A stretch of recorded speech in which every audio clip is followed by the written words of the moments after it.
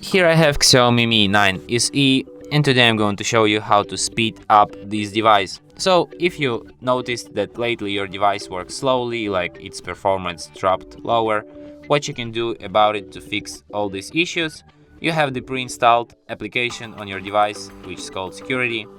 Open it, then it automatically starts the scanning of your device's problems. As you can see, there's a lot of items that could be optimized on my device, and you just tap this optimize button, and after that it automatically fixes all the issues it found, clears cache, checks the security, and that's how it's done. You can also, for example, clean your device from the dump files which are not useful. So as you can see, I have 9 bytes of the dump files. Wow, let's clean them. You can also perform the security scan, for example.